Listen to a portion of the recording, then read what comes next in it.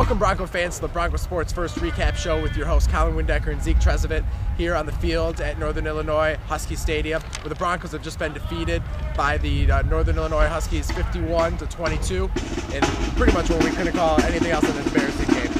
You said defeated. I would use demoralized, embarrassed, ran over, ran through, ran around. We ain't show up today. It's as simple as that. Alex said in the interview that they got a little too cocky. I think it's well said. I mean, even us as commentators got a little cocky. So it was a tough loss, and we got a lot of stats for you today because it was a bad one all around. Well, one of the stats that we're going to talk about that was the most disturbing stat, if you look at it, is the 697 total yards that the Broncos defense allowed, including 494 of those on the ground. We gave up 500 rushing yards today.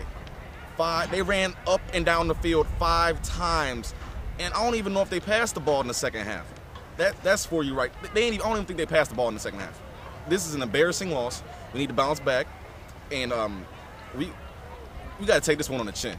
I mean, I don't think I've ever been this embarrassed to be associated with a team, honestly. But on the one good side, though, Jordan White did have another great day today. 12 receptions, 98 yards, and with his 12 receptions, has now moved into sole place on second place all time on the Broncos' career receiving list. I mean, that's probably one of the only bright spots we had all day. Next subject. Next subject is going to have to wait till next week as the Broncos travel to Ypsilanti to take on the Eastern Michigan Eagles in Ypsilanti. Zeke, we saw a lot of things go bad this week. What's going to have to go well next week for the Broncos to get their 5th win next week? It's real simple.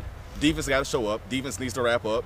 We can't give up 500 rushing yards. There's no way you win a game giving up 500 rushing yards. On the flip side, the offense has got to move the ball down the field. We can't get to midfield and just go 3 and out every time. You're not going to win games like that.